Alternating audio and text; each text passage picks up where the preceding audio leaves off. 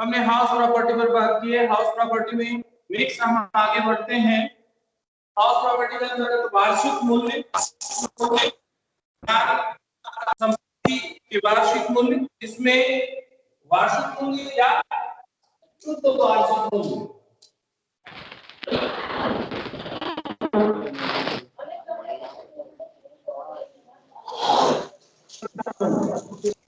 ये निकालेंगे तो इसको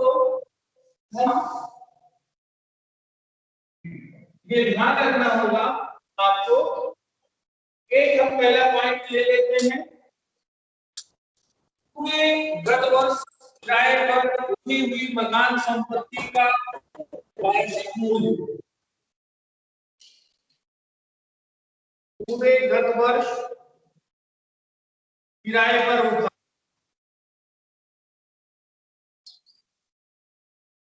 ठीक है, यानी कि पूरे साल भर तक के किराए पर। ठीक, दूसरा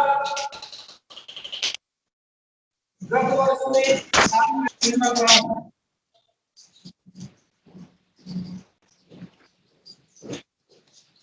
खाली रही मकान, इसमें स्वामी की मकान संपत्ति का वार्षिक मूल्य देखेंगे। आगे बढ़ते हैं, की गई मकान,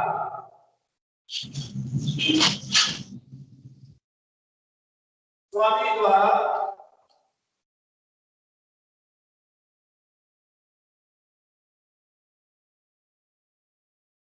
पूरे गत वर्ष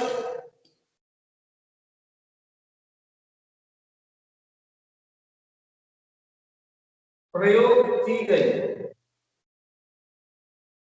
यानी कि उसमें ऑनर रहा हो पूरे गत वर्ष में। ठीक है, फिर आगे बढ़ते हैं, किराए पर उठी मकान, किराया, किराए पर मकान संपत्ति या मकान, ठीक है, या अप्राप्त किराया, अप्राप्त किराया। और लास्ट पॉइंट है किराए पर ना उठे,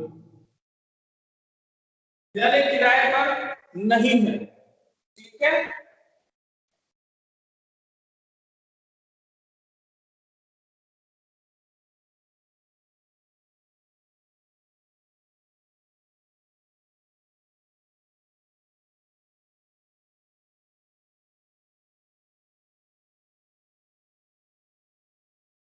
ये आप नोट करते चले जाए, है ना। अब इसमें हम ये देखते हैं कि पूरे गत वर्ष पहला चलते हैं, कितने पॉइंट हो गए आपके, 1 2 3 4 और 5। जब आप मकान का वार्षिक मूल्य या शुद्ध वार्षिक मूल्य जब निकालेंगे, ये मुख्य है हाउस प्रॉपर्टी के अंतर्गत। आपका यदि वार्षिक मूल्य या शुद्ध वार्षिक मूल्य नहीं निकला है तो आपका जो प्रैक्टिकल क्वेश्चन है वह सही तरीके से सॉल्व नहीं हो पाएगा। तो यहाँ पर आपको वार्षिक मूल्य और शुद्ध वार्षिक मूल्य ज्ञात करते समय आपको विशेष ध्यान देने की आवश्यकता होगी। अब इसमें हम चलते हैं पहले पॉइंट में, जहां पर पूरे गत वर्ष किराए पर उठी मकान संपत्ति का वार्षिक मूल्य जब आप देखेंगे तो यहाँ आपको ध्यान देना होगा 2 पॉइंट पर जब किराए पर उठा होगा। पहला ये किराया नियंत्रण अधिनियम के अंतर्गत हो और किराया नियंत्रण अधिनियम के अंतर्गत ना हो। ठीक है, किराया नियंत्रण अधिनियम लागू हो और ना हो, 2 कंडीशन पर आपको देखना होगा। यदि गत वर्ष में मकान पूरे वर्ष के लिए उठा हुआ है उस समय आपको ये देखना है कि किराया नियंत्रण अधिनियम के अंतर्गत आने वाले मकान संपत्ति का वार्षिक मूल्य, दूसरा किराया नियंत्रण अधिनियम के अंतर्गत आने वाले मकान संपत्ति की वार्षिक मूल्य। अब इसमें खाली रहने का है तो खाली रहने का छूट मिलता ही है, ठीक है, जितने समय तक के वो किराए पर उठा हुआ है उतने को आप ले लोगे। तीसरे पॉइंट पे आते हैं कि स्वामी द्वारा गत वर्ष प्रयोग की गई मकान संपत्ति का वार्षिक मूल्य। ठीक है, यदि वो स्वामी यदि लिया है तो यहाँ पर हम तीन मुख्य बिंदुओं पर ध्यान देंगे इस पर। ठीक है, तीन मुख्य बिंदु पर ध्यान देंगे। कौन कौन सी बिंदु होगी? संपूर्ण संपत्ति का स्वामी पूरे गत वर्ष प्रयोग किया हो। ठीक है, यानी कि संपूर्ण, मैं शॉर्टकट में लिख रहा हूं, आप उसको पूरा लिख लीजिए।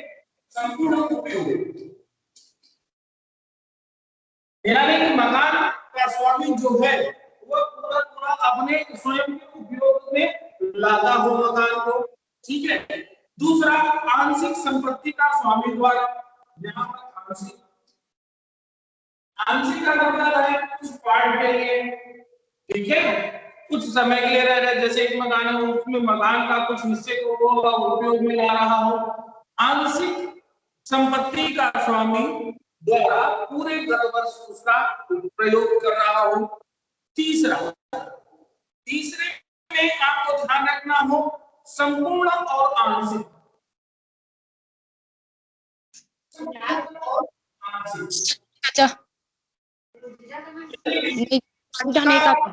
का मिश्रण संपूर्ण या आंशिक संपत्ति का गत वर्ष की कुछ अवधि में, ध्यान रखिए, संपूर्ण और आंशिक संपत्ति का गत वर्ष की कुल अवधि में स्वामी द्वारा प्रयोग तथा शेष अवधि के लिए किराए पर उठाना।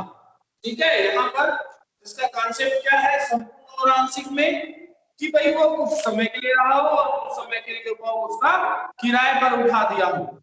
ठीक है, स्वयं कुछ समय रहा और उसके बाद उसको किराए पर उठा दिया, संपूर्ण और आंशिक। तो ये तीन मुख्य बातें यहाँ पर विशेष तौर पर ध्यान देने योग्य है। अब हम देखते हैं चौथा, किराए पर उठी मकान या अप्राप्त किराया। ठीक है, तो अप्राप्त किराया का होना, तो यहाँ हम दो मुख्य बिंदुओं पर विशेष ध्यान देंगे कि गत वर्ष में कभी खाली ना रहा किंतु अप्राप्त किराया। यहाँ पे दो पॉइंट देंगे। ठीक है, पहला पॉइंट आप नोट करते चले जाएं, मकान गत वर्ष में कभी खाली ना रहा किंतु अप्राप्त किराए की रकम का होना। ठीक है, दूसरा, मकान गत वर्ष कुछ अवधि के लिए खाली रहना, अप्राप्त किराए की रकम का होना। ये दो, किराए पर यदि उठी मकान है और अप्राप्त किराया, तो पूरे वर्ष वह किराए पर उठा हुआ है लेकिन अप्राप्त किराया है, किराया प्राप्त नहीं हुआ है। ठीक है, दूसरा, गत वर्ष में वो खाली रहा हो कुछ समय के लिए और कुछ समय के लिए वो किराए पर उठा हो। ठीक है, और लास्ट जो है आपका किराए पर न उठाई जा सकने वाली मकान, यानी कि जिसको किराए पर नहीं दिया गया है। तो वार्षिक मूल्य जब आप गणना करेंगे तो उस समय इन पॉइंटों पर विशेष आपको ध्यान देना होगा और इसके अंतर्गत मकान का वार्षिक मूल्य भी आपको गणना करनी होगी। ठीक है, अब यहाँ पर हम देखते हैं कि एक एक करके हम चलते हैं इन पॉइंटों पर। ठीक है, उसके अंतर्गत आपको मकान का मूल्यांकन करना है, वार्षिक मूल्य या शुद्ध वार्षिक मूल्य की गणना करनी है। तो सबसे पहले वार्षिक मूल्य, एनुअल वैल्यू। एनुअल वैल्यू क्या है? आयकर अधिनियम की धारा 23(1) के अंतर्गत किसी संपत्ति के वार्षिक मूल्य को यहाँ पर परिभाषित किया गया है। उसमें यह है कि वार्षिक मूल्य का तात्पर्य उस राशि से है जितने में संपत्ति उचित रूप से प्रति वर्ष किराए पर उठाई जा सकती है, अथवा यदि संपत्ति किराए पर उठाई हुई है और संपत्ति पर प्राप्त या प्राप्त न होने वाले वार्षिक किराया जो कि वार्षिक मूल्य में वर्णित उचित किराए से अधिक है, तो प्राप्त किराया अथवा प्राप्त होने वाला किराया। ठीक है, प्रॉपर्टी, इसमें देखना है कि the sum of each the property net responsible be access to left from year to year, or whether the property is left out and the annual rent received or received by the owner is respect therefore is the excess of the sum referred to in clause A, means आपकी annual value, ठीक है, the amount so right। तो यहाँ पर ये देखना होगा। दूसरा हम आगे बढ़ते हैं इसमें, यदि संपत्ति किराए पर उठाई हुई है और यह स्थिति गत वर्ष में संपूर्ण वर्ष या आंशिक अवधि के लिए खाली रही है, मकान के स्वामी को प्राप्त या प्राप्त होने वाले वार्षिक किराया इस खाली रहने के कारण यदि वार्षिक मूल्य में किराए से कम है तो ऐसा प्राप्त या प्राप्त होने वाला किराया। तो यहाँ पर यह देखना है कि तीन मुख्य बिंदु मैंने बताई।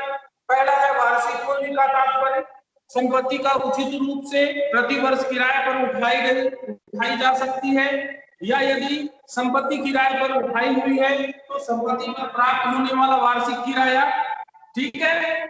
यदि संपत्ति किराए पर उठाई हुई है और यह संपत्ति गत वर्ष में संपूर्ण वर्ष अथवा आंशिक अवधि के लिए खाली रही है, तो इन तीनों ही बिंदु की दशा में मकान के स्वामी द्वारा प्राप्त या प्राप्त किराए की रकम में उस किराए को शामिल नहीं किया जाएगा जिसे स्वामी गत वर्ष में किराएदार से वसूल नहीं कर सका है। तो यहाँ हम जो परिभाषा दी गई है, इस परिभाषा की यदि हम व्याख्या करते हैं, expression of the above definitions, तो यहाँ देखते हैं कि आयकर अधिनियम की जो परिभाषा है इसके आधार पर इसकी मुख्य बातों पर हमको ध्यान देना होगा। पहला तो एक ये है कि संपत्ति उचित रूप से प्रति वर्ष किराए पर उठाई जा सकती है। दूसरा, प्राप्त या प्राप्त किराया प्रत्याशित रकम से अधिक होना चाहिए। तीसरा, आपका शुद्ध या समायोजित वार्षिक मूल्य यानी कि नेट और एडजस्टमेंट एनुअल वैल्यू। तो यहाँ हम देखते हैं कि संपत्ति उचित रूप से प्रति वर्ष किराए पर उठाई जा सकती है। प्रॉपर्टी में the responsibility be expected to ले ईयर टू ईयर, यानी इस वाक्यांश से, इस शब्द से ये स्पष्ट होता है कि वार्षिक मूल्य एक परिलक्षित रकम है, ठीक है, हाइपोथेटिकल अमाउंट है, यानी कि प्रत्याशित रकम, एक्सपेक्टेड वैल्यू अमाउंट, और ये रकम पहले से तय किया जा सकता है, माने किराया नहीं, तो वह अधिक रकम होगी जिस पर संपत्ति किराए पर उठाई जा सकती है, या प्रतिवर्ष बदली भी जा सकती है। प्राप्त या प्राप्त किराया जो प्रत्याशित रकम से अधिक होना, तो इसमें जो कि आपकी संपत्ति उचित रूप से प्रति वर्ष किराए पर उठाई जा सकती है, इसका ध्यान देने पर रकम और रकम मकान के संबंध में पहले से ही की गई प्रत्याशित रकम से वास्तव में प्राप्त किराए की रकम अधिक है, तो इस अधिक रकम को मकान का सकल वार्षिक मूल्य माना जाएगा। अब हम आते हैं कि नेट या एनुअल वैल्यू, शुद्ध या समायोजित वार्षिक मूल्य। मकान के वार्षिक मूल्य को ही शुद्ध वार्षिक मूल्य कहा जाता है या समायोजित वार्षिक मूल्य कहा जाता है। जहां भी वार्षिक मूल्य शब्द का प्रयोग किया जाएगा उसका आशय शुद्ध वार्षिक मूल्य से ही होगा, अथवा जहां भी शुद्ध वार्षिक मूल्य शब्द का उपयोग हो रहा है, प्रयोग हो रहा है या किया जाएगा, तो वहां से आशय उसका वार्षिक मूल्य से ही होगा। वार्षिक मूल्य या शुद्ध वार्षिक मूल्य की जब हम गणना करेंगे,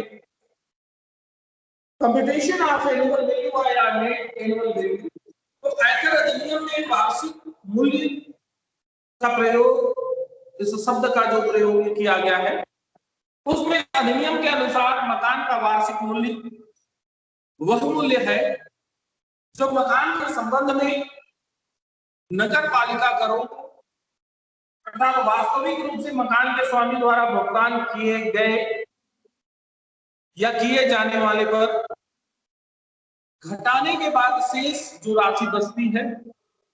नगर पालिका करों को घटाने से पहले जो मूल्य है उसे सकल वार्षिक मूल्य कहा जाएगा, और वार्षिक मूल्य की गणना की जाएगी। सर्वप्रथम इसमें हम मकान का सकल वार्षिक मूल्य ज्ञात करते हैं, यानी सकल वार्षिक मूल्य का निर्धारण देखना होगा। दूसरा, सकल वार्षिक मूल्य निकालने के पश्चात सकल वार्षिक मूल्य में से मकान के स्वामी द्वारा मकान के संबंध में वास्तव में चुकाए गए नगर पालिका करों को घटाया जाएगा।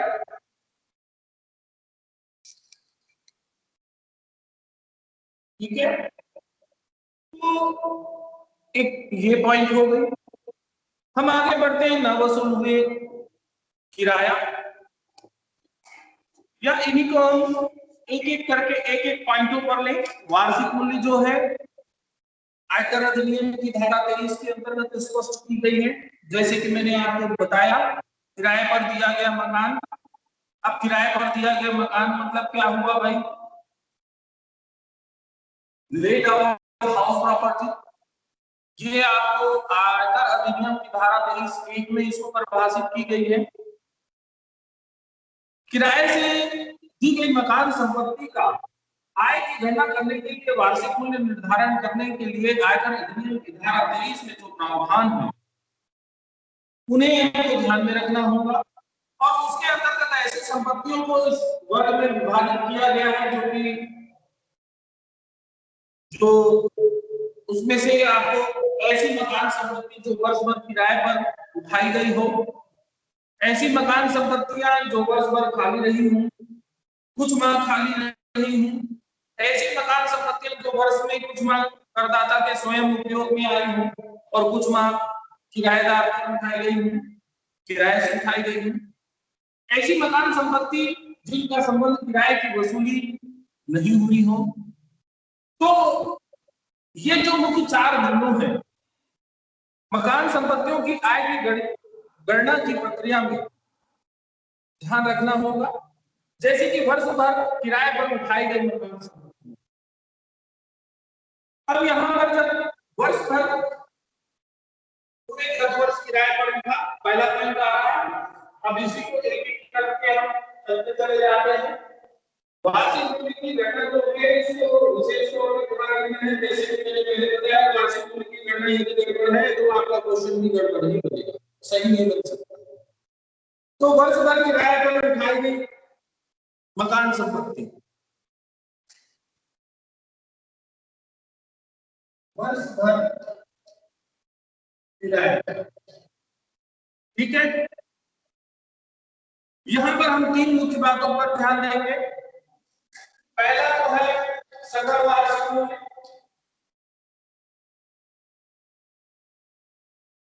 सकल वार्षिक मूल्य ज्ञात करना होगा,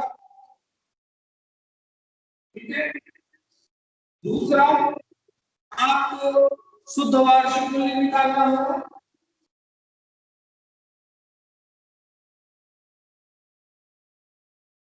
और तीसरा जो टैक्स है आपका या जो भी है वो इसमें कट ऑफ, इसको घटाना, ठीक है। ये 3 मुख्य बात हुई। अब इसमें पहला जो स्टेप है वो सकल वार्षिक मूल्य निकालना। तो सकल वार्षिक मूल्य निकालना, तो यहाँ पे मैंने बताया कि 2 बिंदु पर ध्यान देना होगा आपको। कौन कौन सी? जहां पर किराया नियंत्रण अधिनियम, यहाँ 2 पॉइंट देखना है, लागू होना और नहीं होना ना, ठीक है। किराया नियंत्रण अधिनियम लागू होता है तो, और किराया नियंत्रण अधिनियम लागू नहीं होगा तो आपको क्या करना होगा यहाँ पर? तो सबसे पहले सकल वार्षिक मूल्य ग्रॉस एनुअल वैल्यू का निर्धारण किया जाएगा। तो यहाँ पर किराए से दिए गए मकान को 2 भागों में विभाजित किया गया, जिसमें ऐसा मकान जिस पर किराया नियंत्रण अधिनियम लागू होता है और लागू नहीं होता। यदि मान लीजिए लागू नहीं होता है तो वहां पर आपको क्या देखना है? यदि लागू नहीं हो रहा है, किराया नियंत्रण अधिनियम लागू नहीं हो रहा है, तो आपको क्या करना होगा? यहाँ आपको 3 मुख्य बिंदुओं पर आपको ध्यान रखना है। कौन कौन सा? ये भी कर देता हूं। इसको दो भागों में हमने विभाजित किया। ठीक है, किराया नियंत्रण अधिनियम लागू होने पर और लागू न होने पर।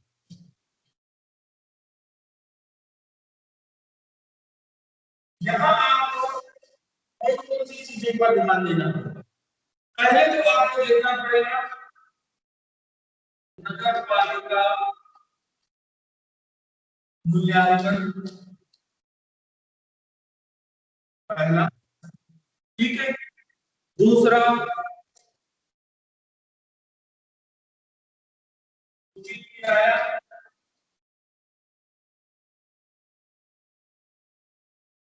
ठीक है, और तीसरा वास्तविक प्राप्त।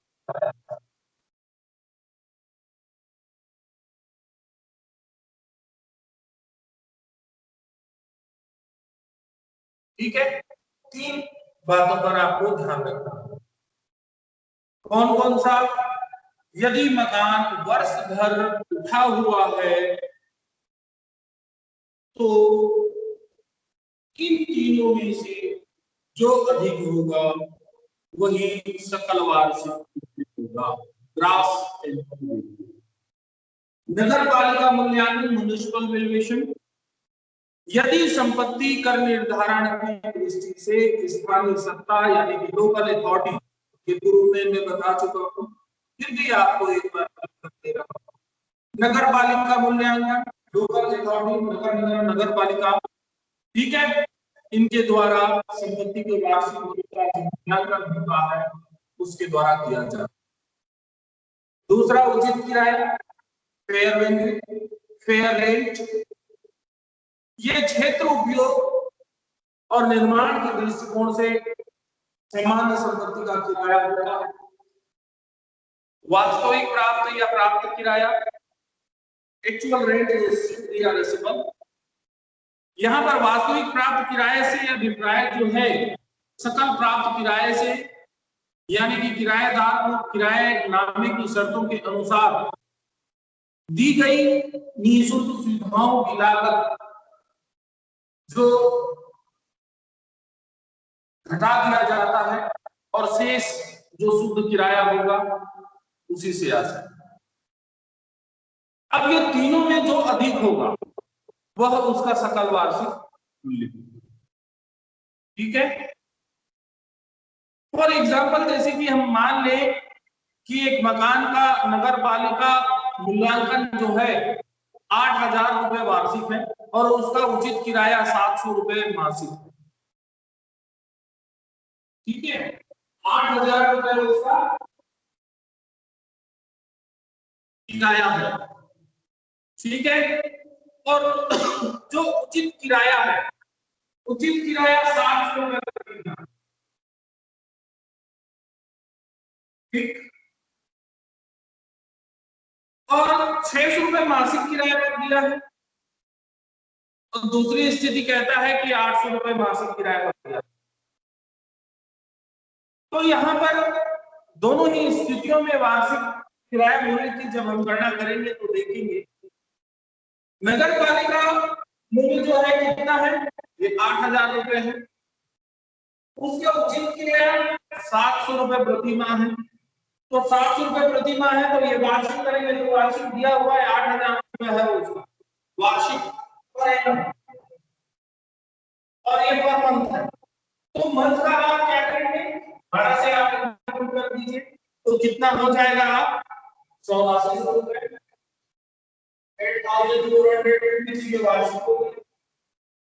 ठीक है, ये तीनों हो गया। नगर पालिका मूल्यांकन कितना हो गया, 8,000 रुपए प्रति वर्ष। उचित किराया हो गया 8400 रुपए प्रति वर्ष। ठीक, अब तीसरा पॉइंट है वास्तविक। तो यहाँ पर वास्तव में जैसे कि उसने 2 पॉइंट दे रखा है, एक 600 रुपए मासिक और दूसरा 800 रुपए मासिक। इस पर क्या होगा, ठीक है ना। तो 600 रुपए मासिक किराया कर दिया है, तो 600 रुपए मासिक किराया कर दिया है मतलब ये कितना हो गया उसका साल भर का। इसको 12 कर दीजिए, इसको 12 कर दीजिए,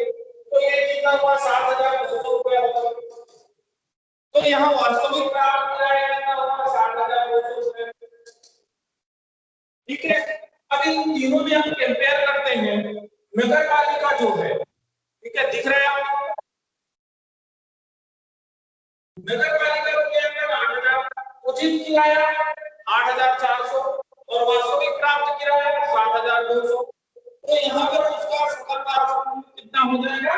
84 रुपए। इन तीनों में जो अधिक होगा, ठीक है, तो यहाँ पर इसका उचित किराया जो है वही उसका सकल वार्षिक मूल्य होगा। ठीक, दूसरा पॉइंट ये 800 रुपए प्रति वर्ष पर उठा है, तो 800 रुपए के हिसाब से उठाता है तो कितना हो गया? 9,600 रुपए हो गया। तो यहाँ पर क्या हो जाएगा उसका? तीनों में कंपेयर करेंगे, फिर तीनों में कंपेयर करते हैं तो यहाँ पर वास्तविक प्राप्त किराया अधिक है, तो वास्तविक प्राप्त किराया क्लियर। तो ये यहाँ पर सकल वार्षिक मूल्य की जो एनुअल रेंट वैल्यू है उसका कैलकुलेशन इस तरीके से आप करेंगे। तो यहाँ क्या क्या देखना है आपको? नगर पालिका मूल्यांकन, उचित किराया, वास्तविक प्राप्त किराया, इन तीनों में जो अधिक होगा उसको आप लोगे। अब दूसरा पॉइंट आते हैं, ऐसा मकान जिस पर किराया नियंत्रण अधिनियम लागू नहीं होता, ठीक है,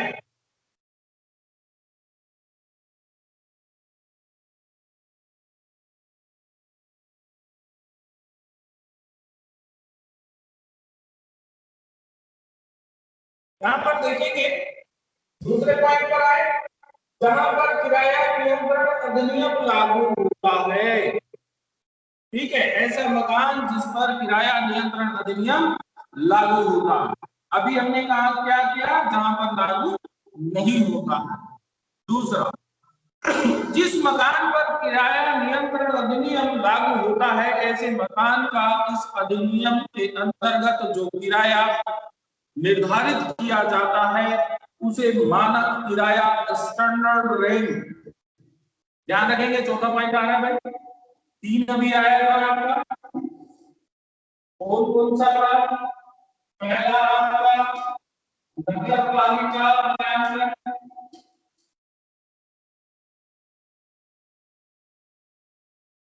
दूसरा उचित किराया, तीसरा वास्तविक प्राप्त किराया,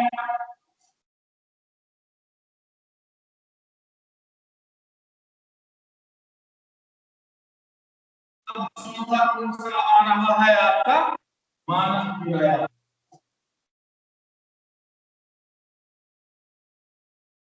स्टैंडर्ड रेट, ठीक है, ध्यान देना है, इसको सबको कंपेयर करना है ना, एक एक पॉइंट को। ये आप पहले भी पढ़ चुके हो, अभी हम दोबारा पढ़ रहे हैं, आप ये समझिए।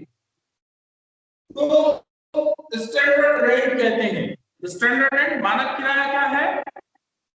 ऐसे मकान का जो इस अधिनियम के अंतर्गत जो किराया निर्धारित किया जाता है उसे मानक किराया कहा जाता है। और ऐसी स्थिति में मकान का वार्षिक मूल्य ज्ञात करते समय यदि वास्तविक प्राप्त किराया मानक किराए से अधिक हो,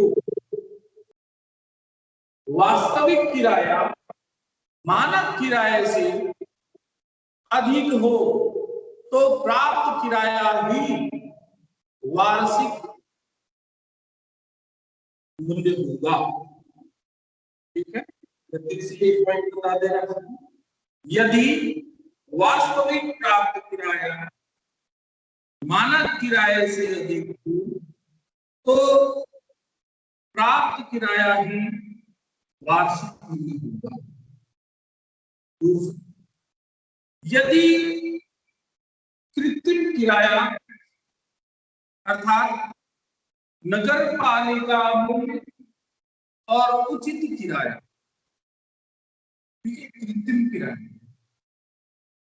नगर पालिका मूल्यांकन या उचित किराया, ठीक, जो कि मानक किराए से अधिक है,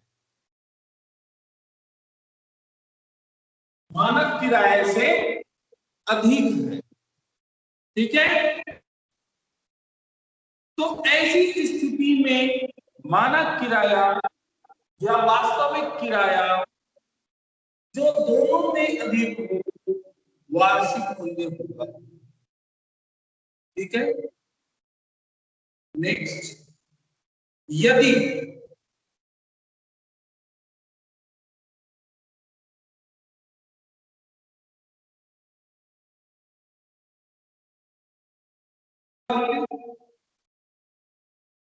और उचित किराया,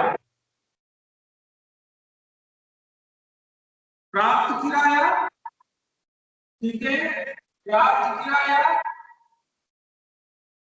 नगर पालिका में उचित किराया, ये तीनों, ठीक है, मानक किराए से कम हो, ये तीनों इससे कम, ठीक है। तो जब कम होगा तो इन तीनों में से जो ज्यादा होगा, ठीक है, वह वार्षिक मूल्य माना जाएगा और मानक किराए के आधार दिया जाएगा। तो यहां पर हम संक्षेप में ये कह सकते हैं कि जिस मकान पर किराया नियंत्रण अधिनियम लागू होता है, उस मकान का वार्षिक मूल्य मानक किराए से अधिक नहीं हो सकता। ठीक है, सीधी सी बात है। इसमें तीन मैंने आपको पॉइंट बताया, इन तीनों पॉइंट को यदि हम देखें और वहां पर किराया नियंत्रण अधिनियम लागू होता है, तो ऐसी स्थिति में ये तीनों ही किराया मानक किराए से अधिक नहीं हो सकता है। ठीक है, लेकिन इसमें एक थोड़ा सा अपवाद भी है, वो ये है कि यदि वास्तविक किराया ही मानक किराए से अधिक हो, तो वास्तविक किराया ही वार्षिक मूल्य होगा।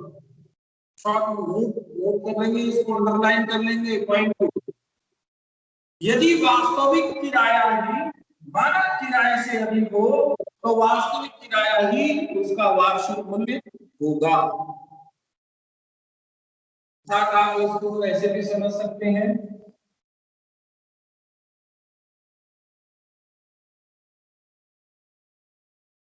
जहां पर किराया नियंत्रण अधिनियम लागू हो रहा है वहां पर इसको आप इस तरीके से भी समझ सकते हैं।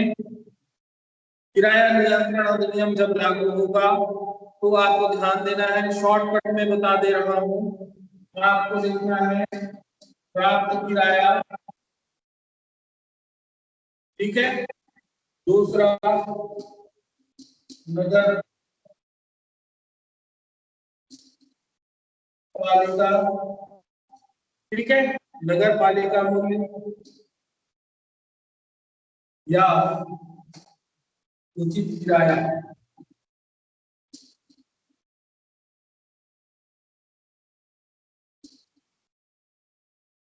ठीक है।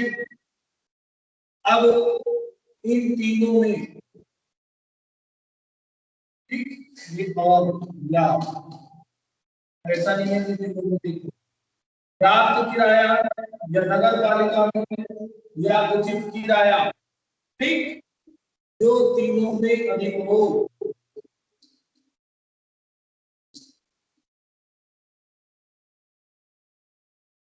ठीक, पहला। दूसरा आपको देखना होगा प्राप्त किराया और मानक किराया, प्राप्त किराया या मानक किराया, ठीक है, इन तीनों दोनों में जो अधिक हो, ठीक, प्राप्त किराया, नगर पालिका मूल्य या उचित किराया, इन तीनों में से जो अधिक हो, प्राप्त किराया और मानक किराया में जो अधिक, ठीक है। और तीसरा पॉइंट, इन दोनों में जो अधिक होगा, ठीक, इन दोनों में से क्या करोगे, इन दोनों में जो कम होगा जो कम हो, ठीक। यदि हम इसको बोले फर्स्ट, सेकेंड और थर्ड, तो फर्स्ट और सेकेंड के जो कम होगा, ठीक,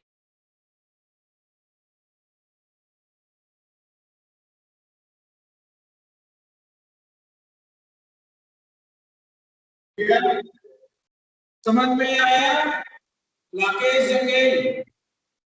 यस सर। ये बहुत शॉर्ट में हो गया। आपको ये देखना है जहां पर किराया नियंत्रण अधिनियम लागू होता है उसमें आपको क्या करना है, वार्षिक मूल्य निकालते समय प्राप्त किराया, नगरपालिका मूल्य और उचित किराया, इन तीनों में जो अधिक होगा उसको लोगे। यदि प्राप्त किराया और मानक किराया में से जो अधिक होगा उसको लोगे, ठीक है।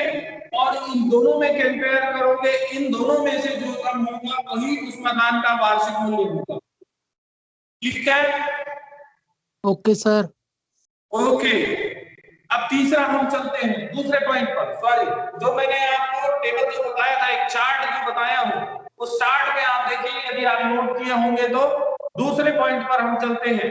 यदि मकान वर्ष भर या कुछ माह खाली रहा हो, ठीक है, ये भारतीय आयकर अधिनियम की धारा 23(1)(c) के अंतर्गत इसको परिभाषित किया गया है। If house remains vacant for some time और whole of the year under section 23(1)(c), ठीक है।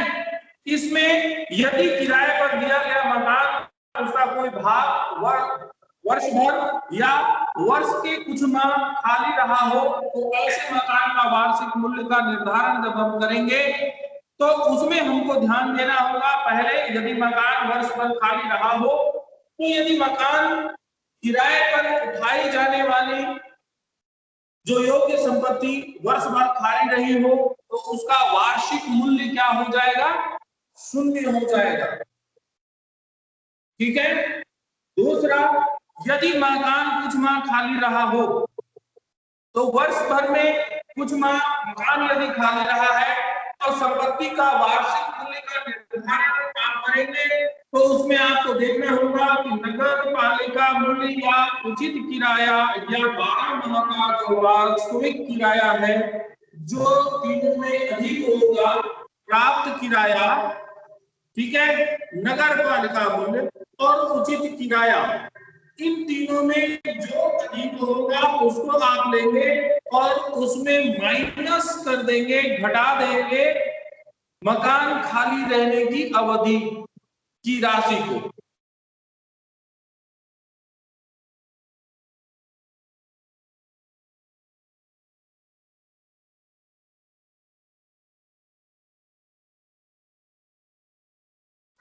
सर आपका आवाज नहीं आ रहा है। सर आवाज नहीं आ रहा आपका। सर सर आपका ऑडियो म्यूट हो गया है सर।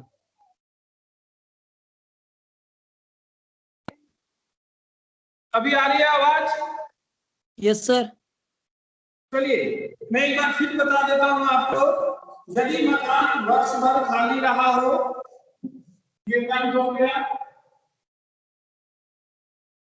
दूसरा बिंदु जो आपको पूर्वाग्रह बताया था, मैं एक चार्ट बताया हूं, उस चार्ट को आप देखेंगे, उसमें दूसरा पॉइंट, ठीक है, यदि मकान वर्ष भर या कुछ माह खाली रहा हो,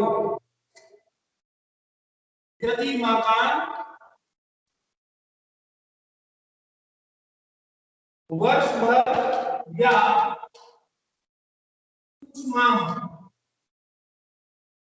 खाली रहा हो,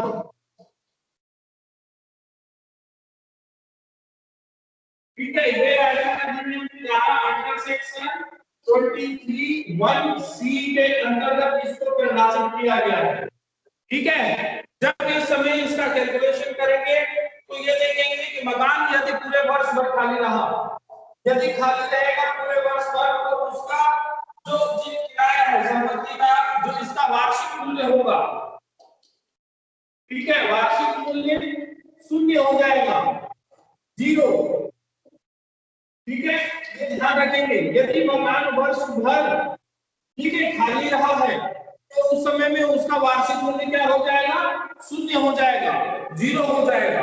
और यदि जब मकान कुछ समय के लिए खाली रहेगा, वो पॉइंट है यहाँ पर, मकान यदि वर्ष भर खाली रहा और दूसरा कुछ माह खाली रहा, तो पहले स्थिति में उसका वार्षिक मूल्य क्या हो गया, जीरो हो गया, शून्य हो गया, क्योंकि पूरे वर्ष में क्या रहा, खाली रहा, ठीक है, बंद रहा, आप ये कह सकते हैं।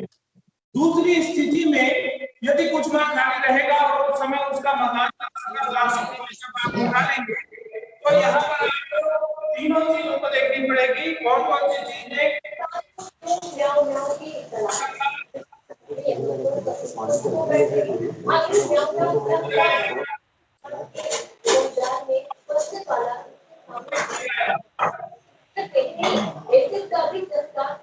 माइक बंद रखेंगे, जिनका भी माइक ऑन है प्लीज। तीनों में अब ये वास्तविक किराया जो है कितना रहेगा, पूरे वर्ष का देखेंगे, है ना, पूरे वर्ष भर का। अब इन तीनों में जो अधिक होगा, जो अधिक होगा उस राशि को आप लोगे, ठीक है, उस राशि को आपको लेना है। और इसमें भी आप क्या करेंगे, घटा देंगे, माइनस करेंगे खाली रहने की जो आपको वहां है, मकान खाली रहने की अवधि का, यानी खाली अवधि का।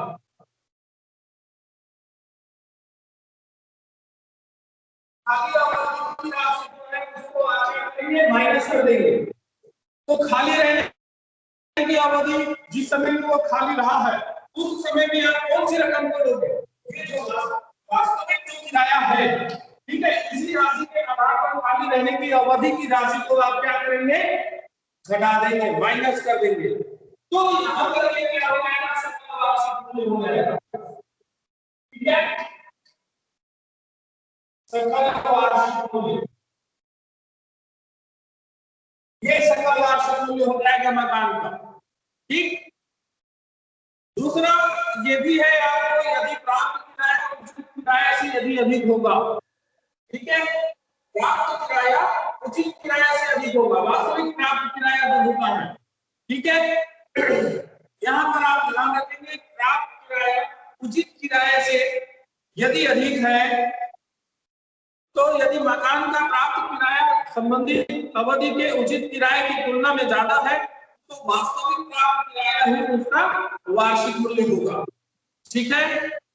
जैसे कि सपोज एक छोटा सा एग्जांपल से हम इसको स्पष्ट कर लेते हैं। यहाँ पर एक छोटा सा एग्जांपल ले लेते हैं कि एक मकान का नगर पालिका मूल्य जो है वह 10,000 रुपए, नगर पालिका, ठीक है, मकान का नगर पालिका मूल्य 10,000 रुपए, ठीक है, एग्जांपल हम ले रहे हैं। और मकान का 1,000 रुपए मासिक किराए पर उठाया गया है, मकान को 1,000 रुपए वार्षिक किराए पर उसको उठाया गया है, ये उसका वार्षिक किराया पर कितना उठाया है, 1,000 रुपए प्रति माह मासिक किराए पर उसको उठाया गया है। और 3 माह खाली रहा,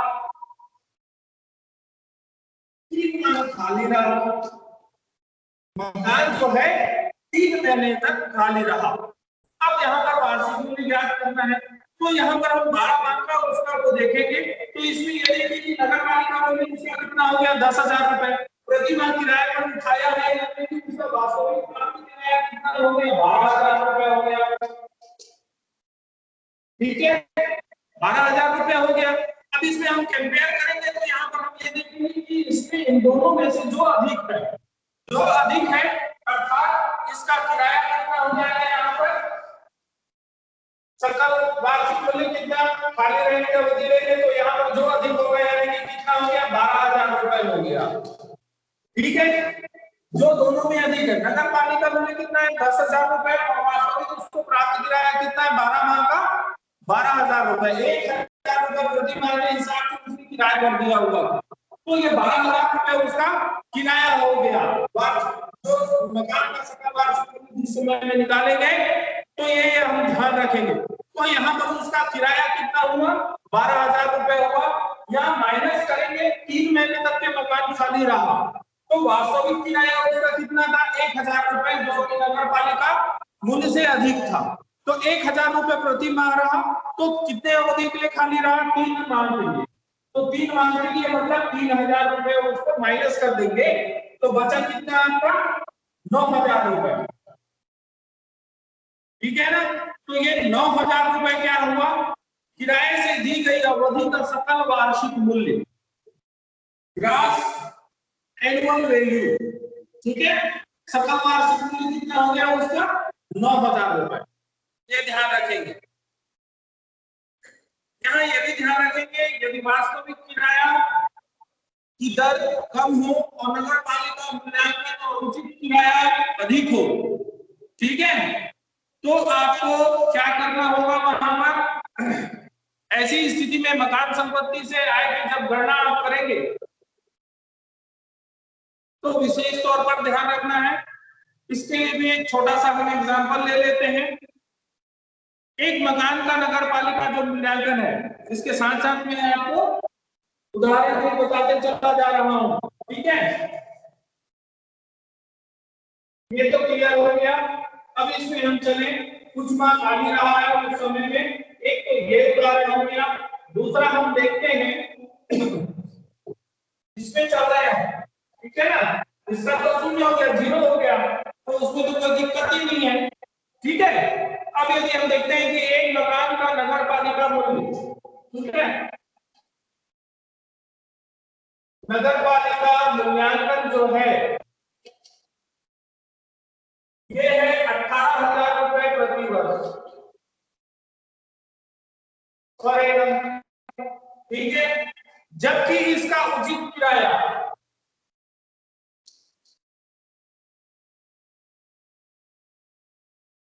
21,000 रुपए है, 21,000 रुपए प्रति वर्ष। ठीक है, ये मकान वर्ष में 1600 रुपए प्रति माह पर, ठीक है, 1600 रुपए, 1600 रुपए प्रति माह पर, ठीक है, और 8 माह के लिए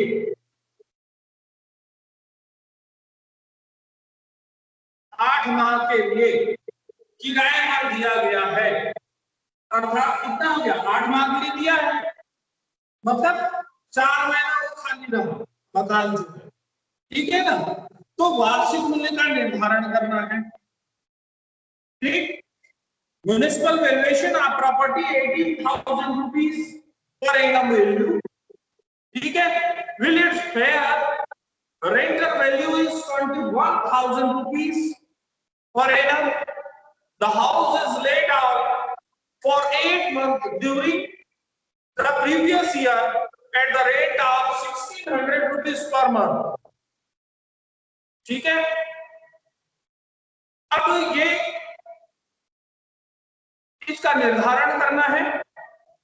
तो ऐसी स्थिति में मकान से जब आय की गणना करेंगे तो उस समय मकान का वार्षिक मूल्य जब हम ज्ञात करेंगे, एनुअल वैल्यू जब हम कैलकुलेशन करेंगे, तो ध्यान रखना होगा यहां इसका वास्तविक किराया लेंगे हम,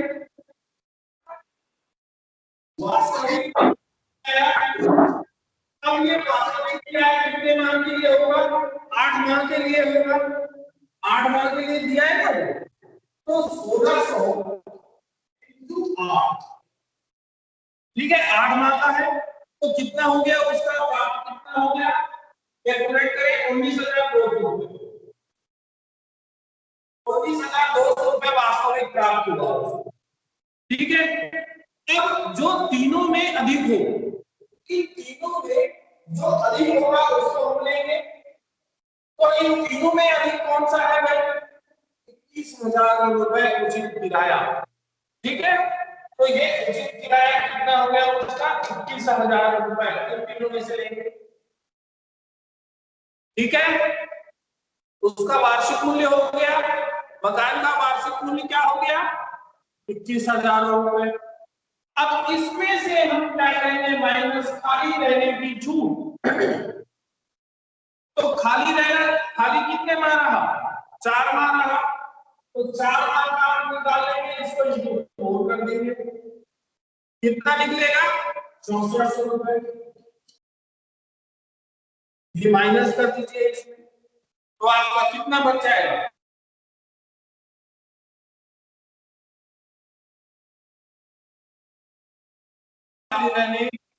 मकान का वार्षिक किराया मूल्य 14,600 रुपए। ठीक है, तो ये मुख्य बिंदु है जिसको कि आपको ध्यान रखना है। यहां पर एक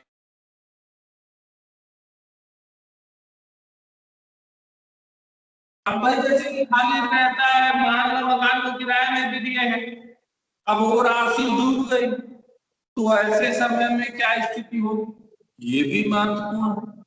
यदि कोई डूबत किराया है तो वह प्राप्त किराए में से ही कम कर दिया जाएगा। जो राशि जो प्राप्त हुई है उसी राशि में से उसको कम कर दिया जाएगा। अर्थात डूबत किराए की जो छूट की शर्तें प्रारंभ होने में ही सकल वार्षिक किराया मूल्य से प्राप्त किया जाएगा। सभी प्रकार की जो आवश्यक कार्रवाइयां हैं वो पूरी करने के बाद भी न वसूल होने पर डूबत किराए की कटौती दी जाएगी। यानी कि भाई रिकवरी के लिए आप प्रयास करें, रिकवरी नहीं हुई उसके पश्चात तभी उसको डूबत किराए की कटौती दी जाएगी, अन्यथा नहीं। तो डूबत किराए की कटौती के लिए कौन कौन सी शर्तें हैं, यहां पर ये भी ध्यान रखना होगा, क्योंकि ये आवश्यक कार्रवाई पूरा होने के पश्चात कह रहे हैं, तो आवश्यक कार्रवाइयों में भी शर्तें भी तो लागू होंगी। तो कौन सी शर्तें हैं जिन शर्तों को ध्यान में रखना होगा? तो पहला तो ये है कि किराएदार वास्तविक माने किराएदार वास्तविक हो।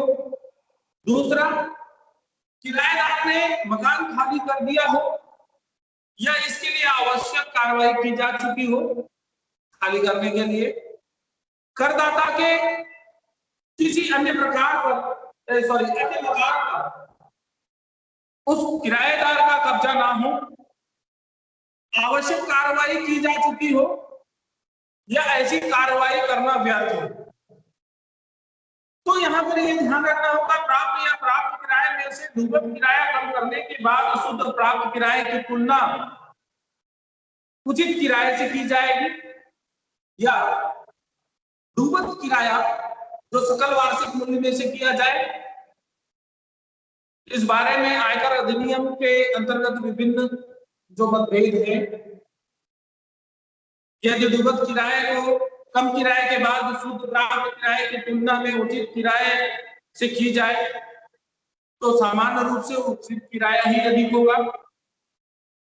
ऐसी स्थिति में करदाता को डूबत किराए की छूट नहीं मिल पाएगी, और यदि भविष्य में ऐसा डूबत किराया पुनः वसूल होता है तो करदाता को उस वर्ष भारतीय आयकर अधिनियम की धारा अंडर सेक्शन 25AA के अंतर्गत पुनः कर देना पड़ेगा, फिर से उसको टैक्स देना पड़ जाएगा।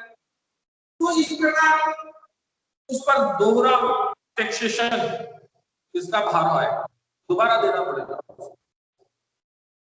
तो ये न्याय संगत नहीं है। और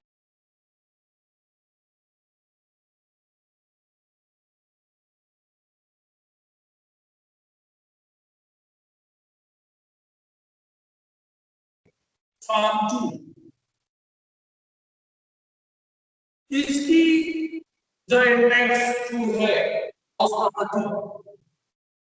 मकान संपत्ति से आए के अनुसार से डूबत किराए की राशि को एडजस्टमेंट किया जाएगा या किया जाना चाहिए। तो उसको एडजस्टमेंट किस तरीके से किए जाएंगे, देखिए जो आयकर रिटर्न भरने वाले हैं उनके लिए भी ये काफी महत्वपूर्ण है। यहां पर ये देखना होगा कि सबसे पहले गत वर्ष का उचित संभावित किराया, उचित संभावित किराया मतलब कि नगर पालिका मूल्य और उचित किराया, ठीक है, या प्राप्त किराया, दोनों में जो अधिक हो उसे सकल वार्षिक किराया मूल्य माना जाए, मान लेना पड़ेगा, मानना। दूसरी शर्त,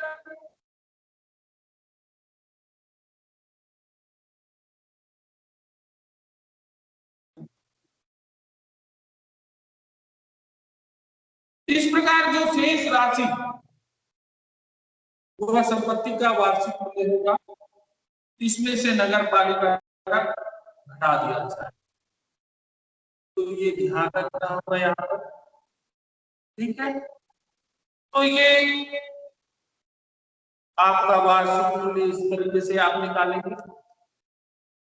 नेक्स्ट स्टेप जो है, यहाँ पर ध्यान रखा होगा नगर पालिका कर की तीसरी स्टेप, ये सॉरी सेकंड स्टेप पर जब हम आते हैं, ये तो हो गया कौन सा, पहले पॉइंट के अंतर्गत, सेकंड पॉइंट के अंतर्गत जो हम चल रहे हैं आगे, उसमें उसका वार्षिक मूल्य का निर्धारण करना, ठीक है। वर्ष भर किराए पर उठाई गई मकान संपत्ति के अंतर्गत वार्षिक मूल्य का निर्धारण, सकल वार्षिक मूल्य ज्ञात करना। अब दूसरा था आपका शुद्ध वार्षिक मूल्य ज्ञात करना, ठीक है। फिर कटौती करना। अब इसमें हम आते हैं नगर पालिका कर की जो कटौतियां, डिडक्शन ऑफ म्युनिसिपल टैक्स। तो मकान का सकल वार्षिक मूल्य ज्ञात करने के पश्चात हम उसमें गत वर्ष में करदाता द्वारा मकान के संबंध में चुकाए गए नगर पालिका कर या स्थानीय कर, इसको माइनस किया जाता है। इस संबंध में जो प्रावधान है उनका अवलोकन करना, उनको देखना, उनका अध्ययन करना काफी महत्वपूर्ण है। तो इसमें हम ये देखते हैं कि नगर पालिका कर की कटौती तभी मिलेगी जब करदाता ने वास्तव में उस गत वर्ष में भुगतान किया हो, अर्थात जिस वर्ष में उसका भुगतान होता है उस वर्ष में उसकी कटौती मिलती है। यदि नगर पालिका कर किराएदार ने चुकाया हो तो इसकी कटौती नहीं मिलती है। यदि नगर पालिका का भुगतान नहीं किया गया है तो उसकी कटौती नहीं मिलेगी।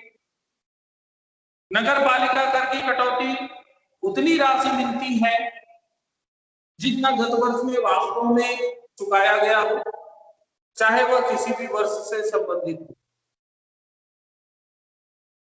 तो ये यहाँ पर महत्वपूर्ण है, इन बातों को ध्यान रखना होगा आपको। अब किराए से दिए गए मकान के वार्षिक मूल्य में से जो कटौती की जाती है धारा 24 के अंतर्गत,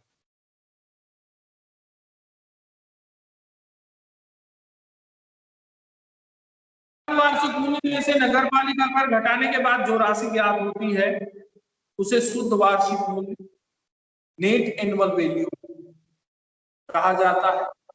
इसमें से जो कटौतियां प्राप्त होती हैं उसमें तो पहला ये है कि व्ययों के लिए प्रमाणित यानी कि वैधानिक कटौती, standard deduction under section 24A, ध्यान रखेंगे अंडर सेक्शन 24A के अंतर्गत वैधानिक कटौती या व्ययों के लिए प्रमाणित कटौती।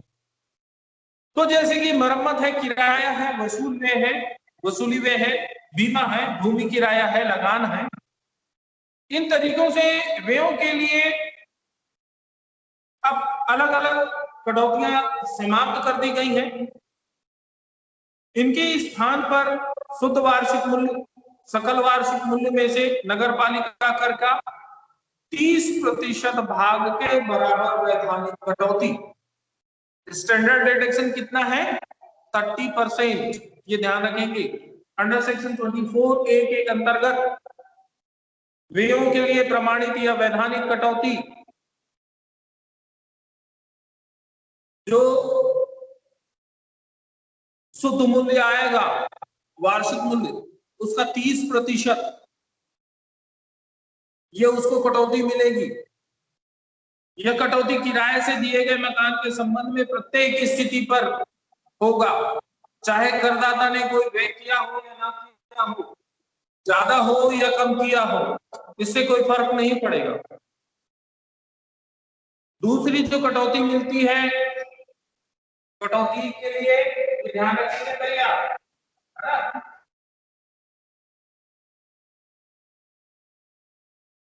डिडक्शन तो मिलेगा। पहला है वैधानिक कटौती,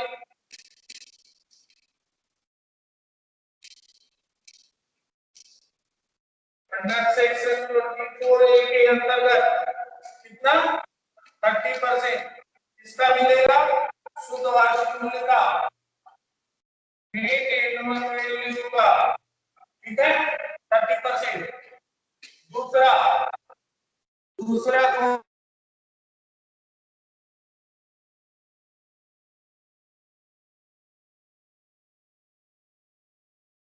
अंडर सेक्शन 24B, ठीक है।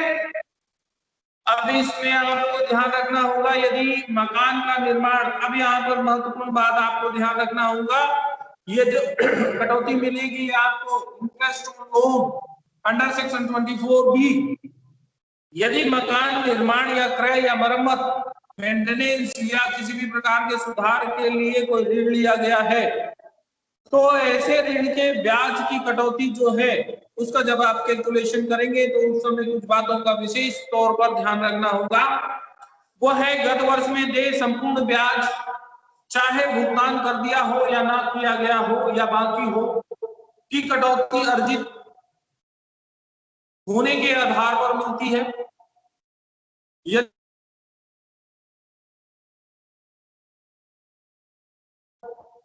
तो निर्माण अवधि के ऐसे ऋण पर ब्याज मकान पूर्ण होने वाले गत वर्ष बिंदु है जिस पर आपको ध्यान रखना होगा।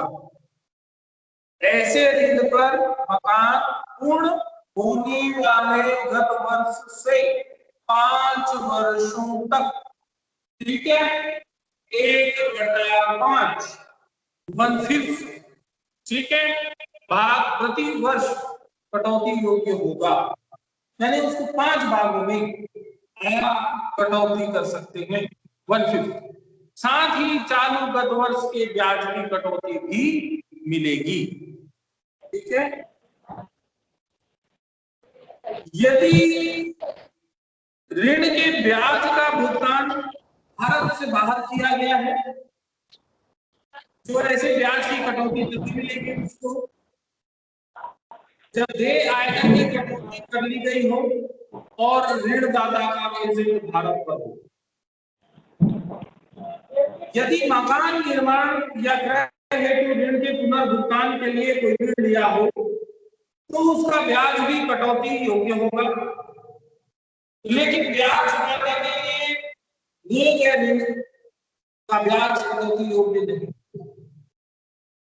यदि मकान मॉर्गेज रहन गिरवी में रखा हुआ और उसको रखकर ऋण लिया गया है और ऋण का उपयोग अन्य कार्यों के लिए किया गया तो उसके ब्याज की कटौती उसको नहीं मिलेगी, ठीक है। तो ये 5 मुख्य बिंदु हैं जिसको आपको ध्यान में रखना होगा। तो ये आपका पहला पॉइंट जो है वह पूर्ण होता है यहाँ पे। फिर हम चलेंगे पूर्णतः स्वयं के रहने के मकान।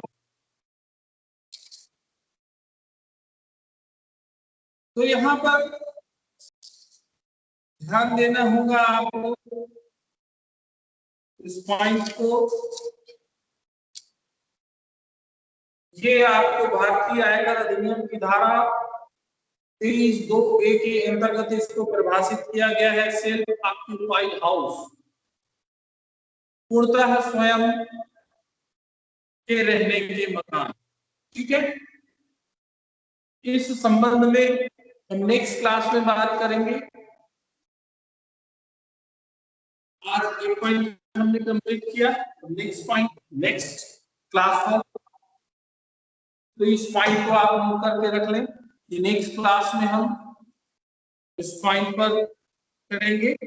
ये है पूर्णतः स्वयं के रहने के मकान, ठीक है, सेल्फ ऑक्यूपाइड हाउस।